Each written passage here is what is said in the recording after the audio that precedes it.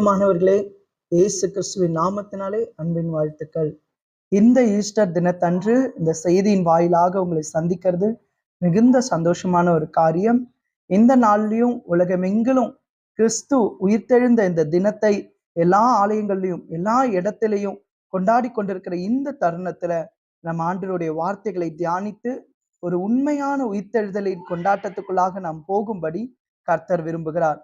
இப்பொழுதும் நம்ம ஜெபம் பண்ணிவிட்டு ஆண்டவருடைய வார்த்தைக்கு நேராக நாம் கடந்து செல்லலாம். அன்பின் தகப்பனே, இன்றைக்கு நாங்கள் தியானிக்க போகிற இந்த வார்த்தைகளை கர்த்தர் ஆசீர்வதிப்பீராக. நீர் எங்களோடு கூட பேசும், நாங்கள் கேட்கிறோம். இயேசுவின் மூலம் பிதாவே, ஆமேன் ஆமேன். மத்தேயு எழுதின சுவிசேஷம் 28வது அதிகாரம் 6வது வசனம். அவர் இங்கே இல்லை, தாம் சொன்னபடியே உயிர்த்தெழுந்தார். கர்த்தரை வைத்த இடத்தை வந்து பாருங்கள். அவர் இங்கே இல்லை, தாம் சொன்னபடியே உயிர்த்தெழுந்தார். ஆண்டவராகிய இயேசு கிறிஸ்து அவர் சிலுவை மரணத்திற்கு முன்பதாய் போகும் முன்பதாகவே அவர் தன்னுடைய மரணத்தை குறித்தும் உயிர்த்தெழுதலை குறித்தும் சீஷர்களோடு கூட பகிர்ந்து கொண்டு இருக்கிறார். பாருங்க, இயேசு கிறிஸ்துவ சிலுவையில் அறைந்து விட்டு அவர்கள் கல்லறையில அடக்கம் பண்ணிவிட்டு இதோட எல்லாம் முடிந்தது என்று சொல்லி எல்லாரும் நினைத்து கொண்டிருந்த சூழ்நிலையில திடீரென்று 3வது நாள் ஒரு சம்பவம் நடக்கிறது. வானத்திலிருந்து வல்லமை பொருந்தின ஒரு தூதன் இறங்கி இயேசுவினுடைய கல்லறை அடைத்திருந்த அந்த கல்லை புரட்டி போட்டு அவன் அந்த இடத்துல அமர்ந்திருக்கிறான். தேவனுடைய வல்லமை இயேசு கிறிஸ்துவனுடைய சரீரத்துல இறங்கி அவர் உயிர்த்தெழுந்து அந்த கல்லறையை விட்டு அவர் வெளியே வந்து விட்டார். நடந்தது என்ன? சில ஸ்திரீகள் இயேசுவின் சரீரத்தை பார்ப்பதற்காக, இயேசுவின் சரீரத்துக்கு கந்தவர்களும் பரிமள தைலங்களும் பூசுகிறதற்காக அவர்கள் அந்த வாரத்தின் 1ஆம் நாள் அன்று போய் அந்த கல்லறையின் இடத்துல போய் பார்க்கிறார்கள். அவர்கள் போகும் பொழுது ஒருவரோடு ஒருவர் பேசிக் கொள்ளுகிறார்கள். வாசலில் இருக்கிற இந்த பெரிய கல்லை யார் நமக்காக புரட்டி தள்ளுவார் என்று சொல்லி. ஆனா போய் பார்த்தா கல் தன்னாகவே அது விழுந்து கிடக்கிறது. அந்த இடத்துல வல்லமை பொருந்தின ஒரு தூதனை அவர்கள் பார்க்கிறார்கள். அந்த தேவனுடைய பிரசன்னத்துல அவர்களால எதுவும் பேச முடியாமல் இருந்து அவர்கள் தலைகளை கீழாக தொங்க போடும் பொழுது அந்த தேவ தூதன் சொல்லுகிறான், பாருங்கள், கர்த்தரை வைத்த இடத்தை பாருங்கள், அவர் இங்கே இல்லை, அவர் உயிர்த்தெழுந்தார். ஆமேன் ஆமேன். இன்றைக்கும் இயேசு கிறிஸ்து உயிர்த்தெழுந்தவராய் நம் நடுவில் இருக்கிறார். 2025 ஆண்டுகளுக்கு முன்பதாக அற்புதம் செய்த இயேசு 2025 ஆண்டுகளுக்கு முன்பதாகவே உங்களுக்காக எனக்காக சிலுவை சுமந்து ரத்தத்தை சிந்தின இயேசு கிறிஸ்து அவர் இன்றைக்கும் உயிரோடு கூட இருக்கிறார். இதுதான் நற்செய்தி. பிரியமானவர்களே, அன்றைக்கு சீஷர்களுக்கு ஒரு நற்செய்தி சொல்லப்பட்டது. அவர் இங்கே இல்லை என்று சொல்லி, அவர் உயிர்த்தெழுந்தார் என்று சொல்லி. இன்றைக்கும் அதே செய்தியை தேவன் நம் நடுவில் சொல்லுகிறார். உயிர்த்தெழுந்த கிறிஸ்து நமக்காக அவர் பிதாவின் வலது பாரிசத்தில் அமர்ந்து உங்களுக்காகவும் எனக்காகவும் அவர் பரிந்து பேசிக் கொண்டிருக்கிறார். சரி, இந்த உயிர்த்தெழுந்த கிறிஸ்து இன்றைக்கு நம்முடைய வாழ்க்கையில அவர் என்ன செய்ய விரும்புகிறார்? ரோமருக்கு எழுதின நிருபம் 8வது அதிகாரம் 11வது வசனத்தை பார்க்கும் பொழுது, அன்றியும் இயேசுவை மரித்தோரிலிருந்து எழுப்பினவருடைய ஆவி உங்களில் வாசமாயிருந்தால், கிறிஸ்துவை மரித்தோரிலிருந்து எழுப்பினவர் உங்களில் வாசமாயிருக்கிற தம்முடைய ஆவியினாலே சாவுக்கு ஏதுவான உங்கள் சரீரங்களையும் உயிர்ப்பிப்பார். உயிரோடு கூட எழுந்த இயேசு கிறிஸ்து அவருடைய உயிர்த்தெழுதலின் வல்லமையோடு கூட இந்த காலை வேளையில நம்மோடு கூட ஆண்டவர் இடைப்பட்டு கொண்டிருக்கிறார். ஆண்டவர் சொல்லுகிறார், அவருடைய வல்லமையின் பராக்கிரமத்தினால பிதாவாகிய தேவன் கிறிஸ்துவை எழுப்பினது போல நமக்குள்ளாக அவருடைய ஜீவன் அதே உயிர்த்தெழுந்த வல்லமையை அனுப்பி நம்மையும் ஆண்டவர் உயிர்ப்பிக்க விரும்புகிறார். ஒருவேளை நம்ம சொல்லலாம், என்னுடைய வாழ்க்கையில ஒன்றுமே எனக்கு சரிப்பட்டு வரமாட்டேங்குது, என்னுடைய வாழ்க்கையில எல்லா நம்பிக்கையும் நான் இழந்த ஒரு சூழ்நிலையில இருக்கிறேன், எல்லா நம்பிக்கையும் செத்து போனது, இனிமே எனக்கு ஹோப்பே இல்லை, நம்பிக்கையே இல்லை, நான் ஒரு சாதாரணமான ஒரு காரியத்துக்குள்ளாக போய் மிகப்பெரிய பிரச்சனையில மாட்டிக்கொண்டேன், இனிமே இதுல இருந்து தப்பிக்கிறதுக்கான ஒரு வழி இல்லை, இனிமே இந்த பாவத்தின் அடிமைத்தனத்திலிருந்து விடுதலை பெறதுக்கு ஒரு வழியும் இல்லை, இனிமே இந்த ஒரு காரியத்தை ஜெயிக்கிறதுக்கு எனக்குள்ள ஒரு பலனும் இல்லை, எல்லா நம்பிக்கைகளும் முடிந்தது, எல்லா காரியங்களும் ஓய்ந்தது என்று சொல்லி நாம் நினைத்து கொண்டிருக்கலாம். ஆண்டவர் இன்றைக்கு நம்மோடு கூட பேசுகிறார். செத்து போன நம்பிக்கையை ஆண்டவர் உயிர்ப்பிப்பார். செத்து போன உங்க வாழ்க்கையை ஆண்டவர் உயிர்ப்பிப்பார். செத்து போன உங்க சூழ்நிலையை ஆண்டவரால உயிர்ப்பிக்க முடியும். ஆமேன் சொல்லலாமா? ஆமேன் ஆமேன். இந்த கிறிஸ்துவனுடைய உயிர்த்தெழுதலின் வல்லமை தான் நம்மளை ரட்சிப்புக்குள்ளாக வழி நடத்தினது. இந்த கிறிஸ்துவின் உயிர்த்தெழுதலின் வல்லமை தான் நம்மை கடைசி நாட்கள்ல நம்மை உயிரோடு கூட எழுப்ப போகிறது. எல்லாருக்கும் உயிர்த்தெழுதல் உண்டு என்பதை பிதாவாகிய தேவன் காண்பிக்கும் பொருட்டு இயேசுவை மரித்தோரிலிருந்து அவர் எழும்ப பண்ணினார். அதுதான் கிறிஸ்டியானிட்டியினுடைய மிக முக்கியமான ஒரு நம்பிக்கை.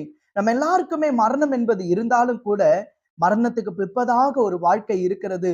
பிதாவாகிய தேவன் கிறிஸ்துவனுடைய வருகை அப்போ ஒவ்வொரு மரித்தவர்களையும் அவர் உயிரோடு கூட எழும்ப பண்ணுவார் என்கிற நம்பிக்கை நமக்கு கிறிஸ்துவின் மூலமாய் உண்டாயிருக்கிறது. ஒரு ஆமீன் சொல்லலாமா? அந்த நித்திய ஜீவனை சுதந்திரித்துக் கொள்வதற்காக தான் தேவன் உங்களையும் என்னையும் அழைத்திருக்கிறார் பிரியமானவர்களே. சரி, இன்றைக்கு ஆண்டவர் உங்களுடைய நம்பிக்கை, உங்களுடைய சூழ்நிலை எதுவா இருந்தாலும் அவர் உயிர்ப்பிக்க போதுமானவரா இருக்கிறார். ரோமருக்கு எழுதின நிருபம் 4வது அதிகாரம் 19வது வசனத்தை நாம் பார்க்கும்போது அந்த இடத்துல ஒரு செத்த சூழ்நிலையில் இருந்த ஒரு மனிதனுடைய வாழ்க்கையில ஆண்டவர் கிரியை செய்கிறதை பார்க்கிறோம். ரோமருக்கு எழுதின நிருபம் 4வது அதிகாரம் 19வது வசனத்தை பார்க்கலாம். அவன் விசுவாசத்திலே பலவீனமாய் இருக்கவில்லை.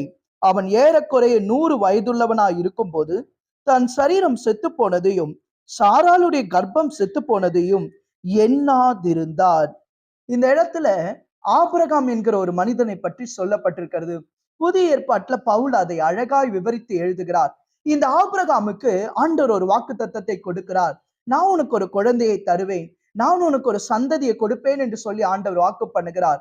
ஆனா அந்த வாக்கு தத்தம் நிறைவேற 25 ஆண்டுகள் பிடித்தது. அந்த 25 ஆண்டுகளும் தேவன் இந்த ஆபிரகாமை உருவாக்க ஆரம்பித்தார்.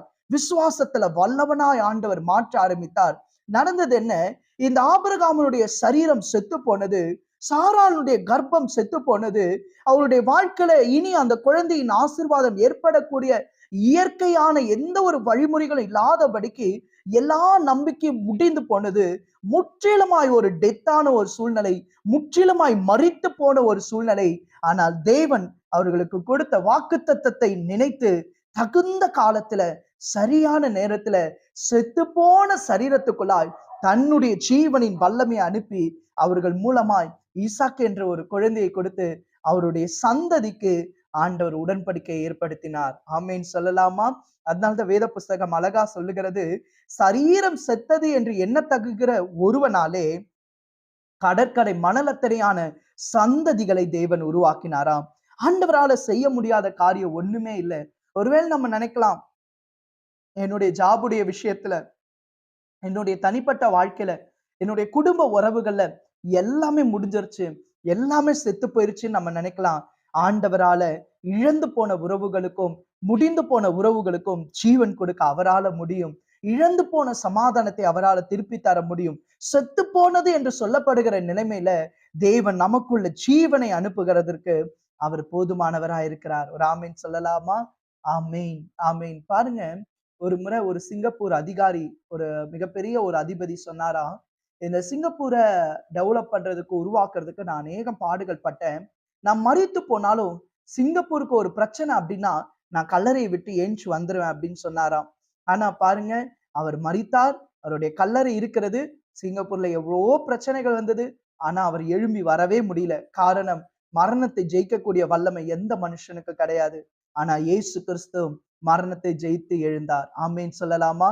அவர் இன்றைக்கும் ஜீவனுள்ள தேவனாய் இருக்கிறார். அவர் இன்றைக்கும் நம்முடைய வாழ்க்கையில் அற்புதம் செய்கிறவராய் இருக்கிறார்.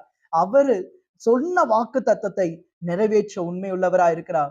இந்த உயிர்த்தெழுத நாள்ல கர்த்தர் உங்களுக்கு என்ன ப்ராமிஸ் கொடுத்திருந்தாலும், என்ன வாக்கு தத்தம் கொடுத்திருந்தாலும், ஒருவேளை எல்லாமே முடிஞ்சது, செத்து போன ஒரு சூழ்நிலையில நான் இருக்கிறேன் நீங்க சொன்னாலும், உங்களுடைய ஆவிக்குரிய வாழ்க்கை எல்லாமே முடிந்தது, இனிமே ஆவிக்குரிய வாழ்க்கையில் நான் ஆண்டவரோட உறவாட முடியாதுன்னு சொல்லி இருந்தாலும், இன்றைக்கு கிறிஸ்துவனுடைய உயிர்ப்பிக்கிற வல்லமை உங்களை உயிர்ப்பிக்க போதுமானதா இருக்கிறது.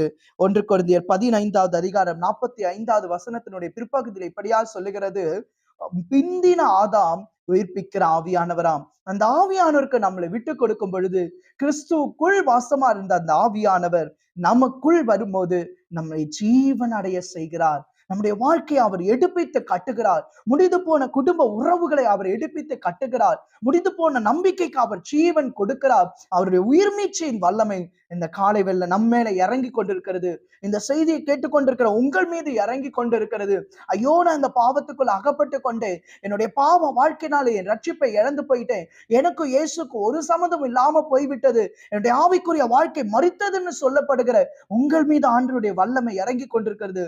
இந்த நாள்ல ஆண்டவர் உங்க பாவ கட்டுகளை உடைத்து உங்களை அவருடைய ஜீவனால நிரப்பி உங்களை ஆண்டவர் புது அபிஷேகத்தோடு கூட புதிய வல்லமையோட உங்களை பிரகாசிக்கும்படி ஆண்டவர் செய்வார். உங்க குடும்ப உறவுக்குள்ளாக, உங்க வாக்கு தத்தங்களுக்குள்ளாக தேவனுடைய உயிர்ப்பிக்கிற வல்லமை இறங்குகிறது.